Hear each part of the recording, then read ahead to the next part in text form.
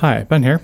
I've created a plugin called Notewalker, and it's a MIDI plugin, which means that it doesn't make any sound of its own, and instead it triggers other instruments.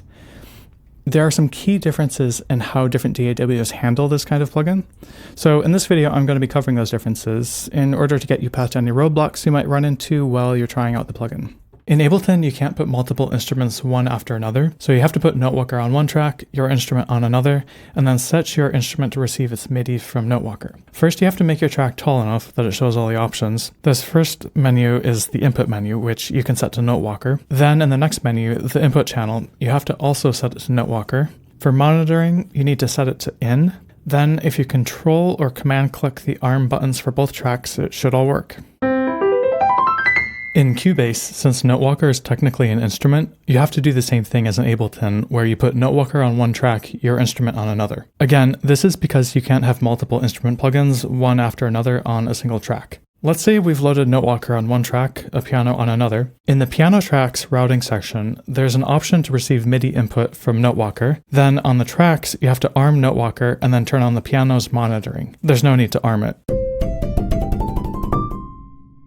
In FL Studio, you load instrument plugins in the channel rack and effect plugins in the mixer. Since Notewalker is an instrument plugin, we'll load it in the channel rack. We'll also load a piano for it to control. Now, to get Notewalker to control the piano, click the cog in the upper right, and you can get to this Plugin Options tab. In the MIDI section, we set the output port to 0, and then in the Plugin Options tab of the piano, we'll set the MIDI input port also to 0. And now, if I select Notewalker for MIDI input, it works.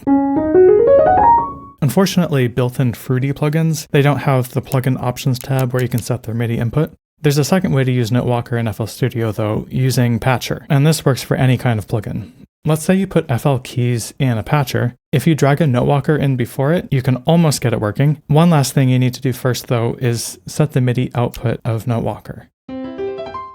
Logic doesn't read VST plugins, and instead it uses the AU format. On tracks, Logic has this special MIDI effects slot, and that's where Notewalker will show up for you. It's nice not to have to route MIDI between multiple tracks. Bitwig and Reaper are even easier. You can put any type of plugin in any slot or in any order, and it'll just work. Lastly, let's talk about Pro Tools.